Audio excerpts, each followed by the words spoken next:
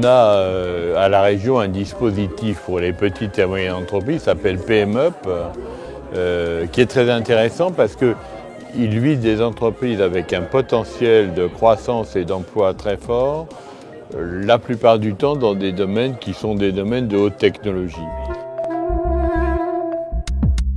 Mon frère Laurent et moi-même avons créé Léosphère en 2004 sur son idée. Le LIDAR, il a été créé, le principe, si vous voulez, la technologie, il a été créé il y a maintenant une trentaine d'années. C'est un principe qui était connu. En revanche, on a transformé une technologie très complexe et très instable et très coûteuse en des instruments météo clés en main, robustes, accessibles.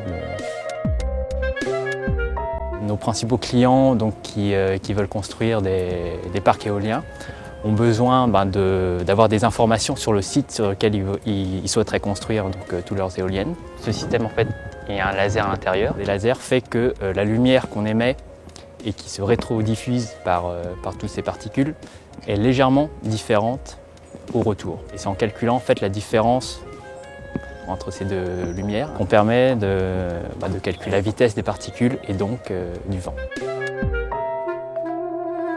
Il y a un gros travail, une dynamique très forte au niveau recherche et développement. Donc il y a effectivement des modifications de produits, des structures à adapter, à remettre en question de manière perpétuelle pour pouvoir répondre le mieux possible aux attentes de nos clients. On dépense à peu près 25% de nos charges en recherche et développement.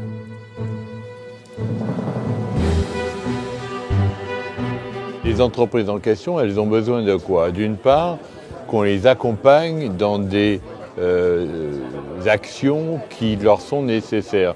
Je pense à tout ce qui est le travail à l'exportation. Elle nous a permis de soutenir notre effort d'export. Nos premiers clients étaient japonais, chinois et anglais. Et PMUP est venu juste après en fait, pour consolider cet effort d'export.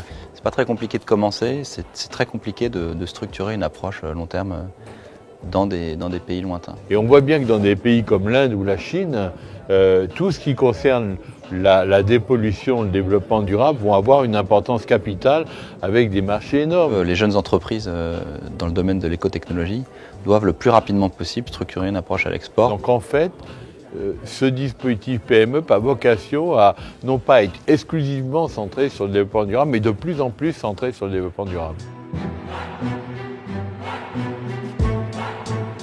À un moment donné de la croissance de l'entreprise, il faut pouvoir ouvrir le capital. Évidemment, ouvrir le capital pas à des prédateurs, à des grandes sociétés, etc., mais ouvrir le capital à des institutionnels comme nous qui ne souhaitons que le développement de ces entreprises.